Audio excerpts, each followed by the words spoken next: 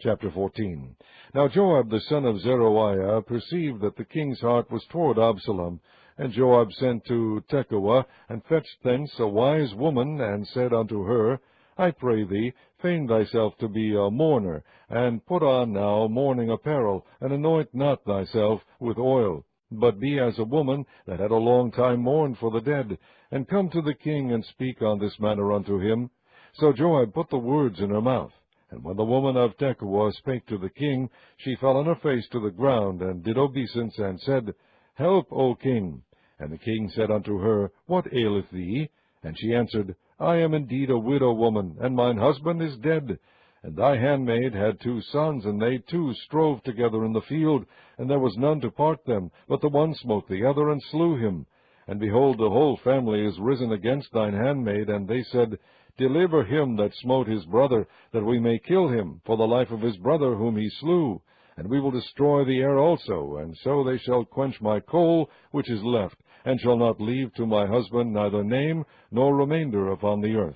And the king said unto the woman, Go to thine house, and I will give charge concerning thee. And the woman of Tekoa said unto the king, My lord, O king, the iniquity be on me, and on my father's house, and the king and his throne be guiltless. And the king said, Whosoever saith aught unto thee, bring him to me, and he shall not touch thee any more. Then said she, I pray thee, let the king remember the Lord thy God, that thou wouldest not suffer the revengers of blood to destroy any more, lest they destroy my son. And he said, As the Lord liveth, there shall not one hair of thy son fall to the earth. Then the woman said, Let thine handmaid, I pray thee, speak one word unto my lord the king. And he said, Say on. And the woman said, Wherefore then hast thou thought such a thing against the people of God? For the king doth speak this thing as one which is faulty, in that the king doth not fetch home again his banished. For we must needs die, and are as water split on the ground, which cannot be gathered up again. Neither doth God respect any person, yet doth he advise means, that his banished be not expelled from him. Now therefore that I am come to speak of this thing unto my lord the king, it is because the people have made me afraid. And thy handmaid said, I will now speak unto the king. It may be that the king will perform the request of his handmaid, for the king will hear to deliver his handmaid out of the hand of the man that would destroy me and my son together out of the inheritance of God.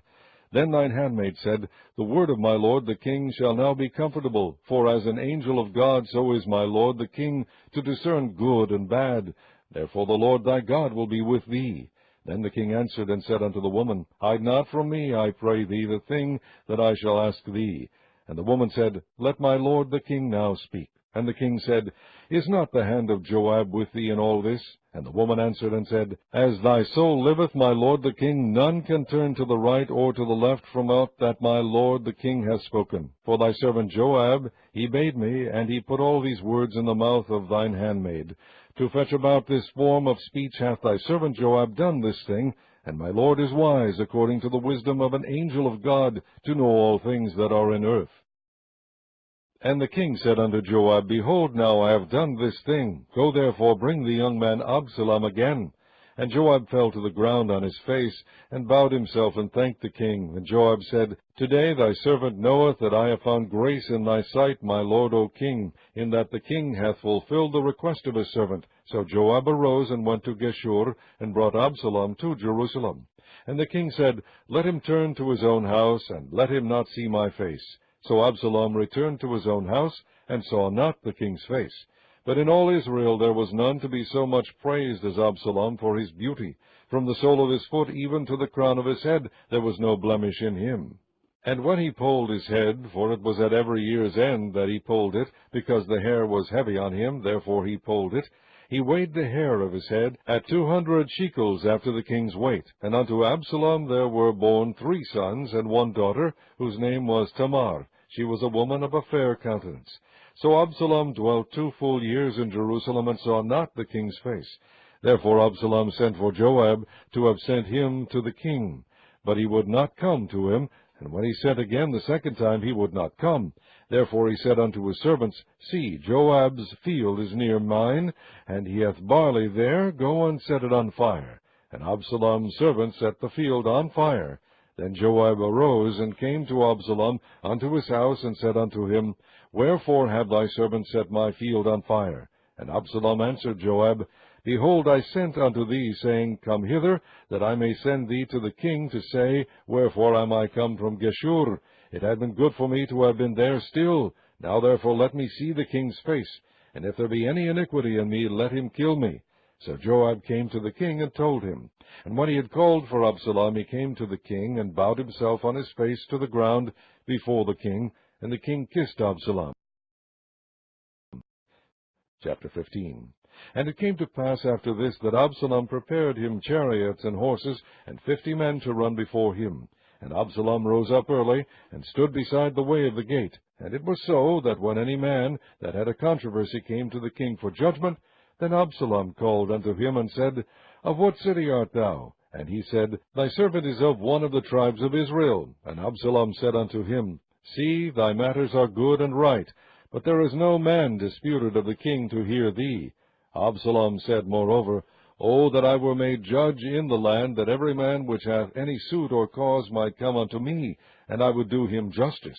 And it was so, that when any man came nigh to him to do him obeisance, he put forth his hand, and took him, and kissed him. And on this manner did Absalom to all Israel that came to the king for judgment.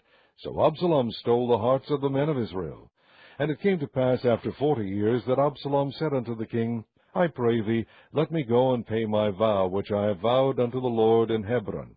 For thy servant vowed a vow while I abode at Geshur in Syria, saying, If the Lord shall bring me again indeed to Jerusalem, then I will serve the Lord. And the king said unto him, Go in peace. So he arose and went to Hebron. But Absalom sent spies throughout all the tribes of Israel, saying, As soon as ye hear the sound of the trumpet, then ye shall say, Absalom reigneth in Hebron. And with Absalom went 200 men out of Jerusalem that were called, and they went in their simplicity, and they knew not anything. And Absalom sent for Ahithophel the Gilonite, David's counselor, from his city, even from Gilo, while he offered sacrifices. And the conspiracy was strong, for the people increased continually with Absalom. And there came a messenger to David, saying, The hearts of the men of Israel are after Absalom. And David said unto all his servants that were with him at Jerusalem, Arise, and let us flee, for we shall not else escape from Absalom. Make speed to depart, lest he overtake us suddenly, and bring evil upon us, and smite the city with the edge of the sword. And the king's servant said unto the king, Behold, thy servants are ready to do whatsoever my lord the king shall appoint. And the king went forth, and all his household after him, and the king left 10 women, which were concubines, to keep the house. And the king went forth, and all the people after him, and tarried in a place that was far off. And all his servants passed on beside him, and all the Cherethites, and all the Pelethites, and all the Gittites, 600 men which came after him from Gath, passed on before the king. Then said the king to Ittai the Gittite, Wherefore goest thou also with us? Return to thy place, and abide with the king, for thou art a stranger, and also an exile. Whereas thou camest but yesterday, should I this day make thee go up and down with us? Seeing I go whither I may, return thou, and take back thy brethren. Mercy and truth be with thee. And Ittai answered the king, and said, As the Lord liveth, and as my lord the king liveth, surely in what place my lord the king shall be, whether in death or life, even there also will thy servant be. And David said to Ittai, Go and pass over. And Ittai the Gittite passed over, and all his men, and all the little ones that were with him. And all the country wept with a loud voice, and all the people passed over. The king also himself passed over the brook Kidron, and all the people passed over toward the way of the wilderness. And lo, Zadok also, and all the Levites were with him, bearing the ark of the covenant of God. And they set down the ark of God, and Abiathar went up, until all the people had done passing out of the city. And the king said unto Zadok, Carry back the ark of God into the city. If I shall find favor in the eyes of the Lord, he will bring me again, and shew me both it and his habitation. But if he thus say, I have no delight in thee, behold, here am I. Let him do to me as seemeth good unto him. The king said also unto Zadok the priest, Art not thou a seer? Return into the city in peace, and your 2 sons with you, Ahimaaz thy son, and Jonathan the son of Abiathar. See, I will tarry in the plain of the wilderness, until there come word from you to certify me. Zadok therefore and Abiathar carried the ark of God again to Jerusalem, and they tarried there. And David went up by the ascent of Mount Olivet, and wept as he went up, and had his head covered, and he went barefoot, and all the people that was with him covered every man his head. And they went up, weeping as they went up. And one told David, saying, Ahithophel is among the conspirators with Absalom. And David said, O Lord, I pray thee, turn the counsel of Ahithophel into foolishness. And it came to pass, that when David was come to the top of the mount, where he worshipped God, behold, Hushai the Archite came to meet him, with his coat rent, and earth upon his head.